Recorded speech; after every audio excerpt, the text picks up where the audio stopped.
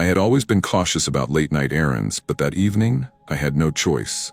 It was close to midnight, and I was running low on groceries.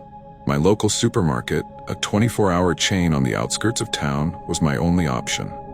The parking lot was mostly empty, except for a few scattered cars. The overhead lights flickered occasionally, casting eerie shadows across the pavement. As I parked my car near the entrance, I noticed a man standing a few rows away. He wasn't moving, just standing there, hands in his pockets, head slightly tilted as if watching something. I shrugged it off, probably just someone waiting for a ride. Still, I locked my doors out of habit before heading inside. Inside, the store was eerily quiet, except for the occasional crackling of the intercom. The fluorescent lights cast a pale glow over the nearly empty aisles, giving the place an almost surreal quality. The night shift cashier, a bored-looking teenager with earbuds in, barely acknowledged my presence as I grabbed a basket. The air smelled faintly of cleaning products and stale coffee. I moved quickly, my footsteps echoing on the tile floor as I picked up a few essentials: milk, bread, eggs. My plan was simple: get in, get out. Then, as I turned into the cereal aisle, I froze. He was there, the man from the parking lot. He wasn't browsing. He wasn't even pretending to shop. He stood near the shelves, his posture relaxed but his gaze fixed on me. No basket, no cart, just him watching. A shiver ran down my spine. I tried to rationalize it. Maybe he was waiting for someone. Maybe he was just lost in thought. But deep down, my instincts were screaming. I avoided eye contact, forcing myself to act normal.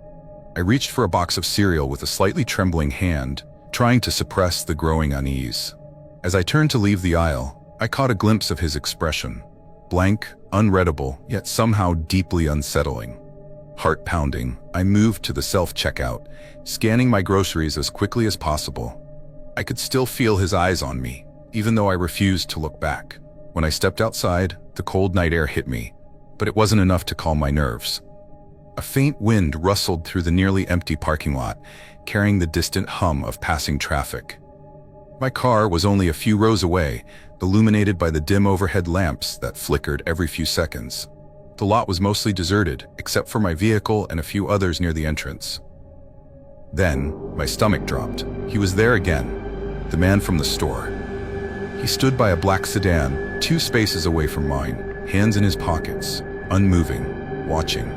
A wave of unease washed over me. He wasn't checking his phone, he wasn't getting into his car, he was just standing there, waiting. My grip tightened around my keys, the metal digging into my palm as I forced my legs to move. My breath quickened. Every instinct told me to get in the car and leave. Fast. The sound of my footsteps seemed deafening in the stillness. Just a few more steps, almost there.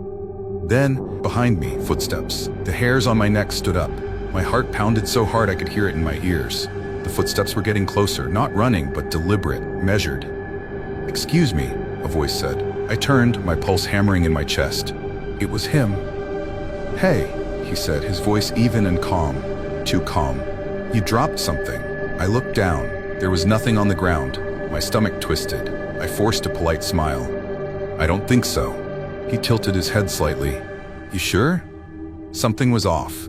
Everything inside me screamed to get in the car and drive away. I didn't reply. Instead, I turned, yanked my door open and got in, locking the doors in one swift motion. He didn't move. He just stood there, staring through the windshield, his face partially obscured by the dim parking lot lights. I started the engine. The hum of the car filled the silence.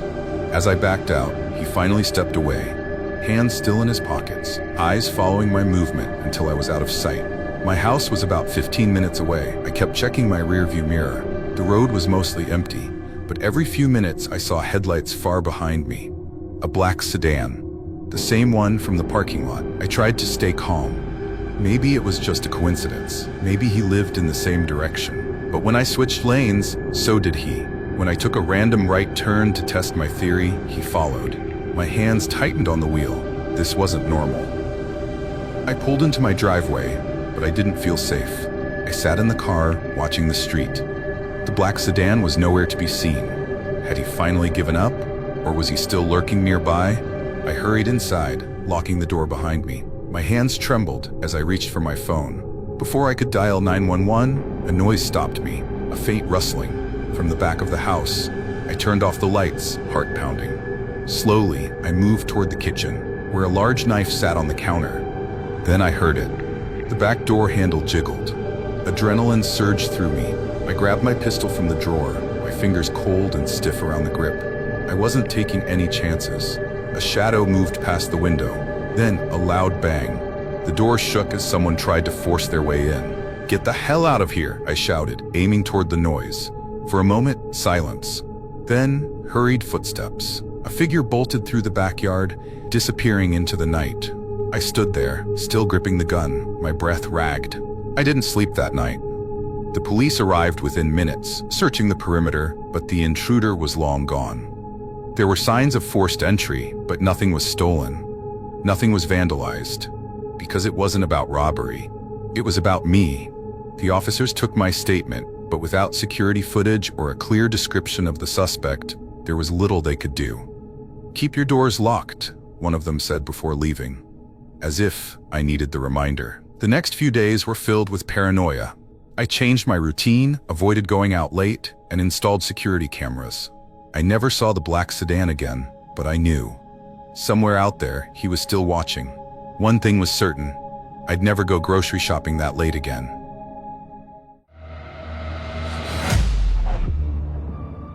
I had always been careful about where I parked my car at night, but that evening, I was exhausted. I had just finished a long shift at work and needed to grab something from a convenience store before heading home. It was nearly midnight, and the streets were quiet, except for the occasional car passing by. The parking lot was dimly lit, with a few scattered vehicles parked under the flickering streetlights. I pulled into a spot near the entrance, turned off the engine, and exhaled. Just a quick stop, I told myself. I grabbed my wallet and phone before stepping out, scanning my surroundings out of habit. That's when I saw them. A group of 4 young men stood near a dark-colored sedan a few rows away. They looked like they were in their early 20s, dressed in hoodies and jeans. At first, I didn't think much of them, but then I noticed the way they were moving. Cautious, glancing around, whispering to each other. One of them kept looking at a car parked nearby, a sleek black BMW. My instincts kicked in. Something wasn't right. I pretended not to notice them as I walked toward the store, but my mind was racing. Were they just hanging out? Or were they up to something? I glanced at them again and saw one of them pulling a small tool out of his pocket. Another one was crouching by the BMW's door handle. This wasn't just a group of friends loitering. They were trying to steal that car. A million thoughts ran through my head. Should I call the police? Should I confront them? My gut told me not to get involved, but my conscience nagged at me. If that were my car, I'd want someone to do something. I reached for my phone and stepped inside the convenience store. The cashier, a guy in his 50s with tired eyes, barely looked up as I entered. I walked to the back, pretending to browse the snacks while keeping an eye on the group through the store window. As I pretended to look at a shelf full of chips, I unlocked my phone and typed in 911. My thumb hovered over the call button. But before I could press it, I saw one of the guys turn his head directly toward me. For a second, I thought he was just glancing around, but then his expression changed. His eyes locked onto mine, and I felt a cold shiver run down my spine. He nudged one of his friends and said something. Suddenly, all 4 of them were looking at me. I looked away, pretending to be interested in a bag of pretzels, but it was too late. They knew I had seen them. My heart pounded in my chest as I realized my mistake. I had just become a witness. I placed the bag of pretzels back on the shelf and tried to think. Should I still call the police? Should I leave?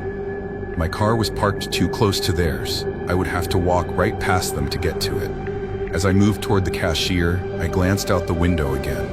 The group was still there, but now, one of them was walking toward the store. Panic set in. I didn't know what they would do, but I wasn't about to find out. I quickly paid for a bottle of water and a pack of gum, my hands shaking as I fumbled with my wallet. The door chimed as it opened behind me. The guy who had spotted me stepped inside. He was taller than I expected, with sharp eyes that scanned the store before landing on me. I could feel the weight of his stare as he walked toward the back, pretending to browse. I turned to the cashier. "Hey man, "You ever have trouble with people hanging around outside?" The cashier looked up, his brow furrowing. "Sometimes." "Why?" I swallowed. "I think those guys are trying to steal a car." The cashier's eyes flicked toward the window, then to the guy in the store. He lowered his voice. "You should get out of here." Taking his advice, I grabbed my things and walked toward the exit, keeping my pace steady. I pushed open the door and stepped outside. The night air felt colder now. The other 3 guys were still near the BMW, but they looked up as I walked past. I tried to act casual, but I knew I was in trouble. I could feel their eyes following me. Then, just as I reached my car, I heard footsteps behind me, fast and deliberate. I didn't think, I just acted. I yanked open my car door, jumped in, and slammed it shut. My fingers fumbled with the keys as I tried to start the engine. The sound of footsteps grew louder. The engine roared to life, just as someone yanked on my door handle. I didn't wait. I threw the car into reverse, tires screeching as I backed out of the space. In my rearview mirror, I saw the guy who had followed me take a step back. His face twisted in anger. One of the others pulled something from his pocket, a crowbar. My blood ran cold. I floored the gas. I sped out of the parking lot, my hands gripping the wheel so tightly they ached. My heart pounded in my chest. In my mirror, I saw them running back toward their car. Then the headlights of the sedan flicked on. They were coming after me. I tore down the empty streets, weaving between lanes, my mind racing. They were following me, staying close enough that I could see their faces through the windshield. I needed to lose them. Thinking fast, I took a sudden right turn onto a side street, then another left, hoping to throw them off. The sedan hesitated at the intersection before following. They weren't giving up. I knew I couldn't go home. If they saw where I lived, I'd never feel safe again. Instead, I headed toward the nearest police station. My gas tank was nearly empty, but I pushed the car as fast as it would go. Finally, the red and blue lights of the police station came into view. I swerved into the parking lot, slamming the brakes. The sedan hesitated at the entrance. Then, slowly, it turned and disappeared into the night. I sat in my car, breathing heavily, watching the road where they had vanished. But days turned into weeks and weeks into months, and I never saw them again. No more strange cars outside my home. No more messages. No signs that they were still watching. Either way, I was grateful for the silence. I never parked in that part of town again, and I never looked back.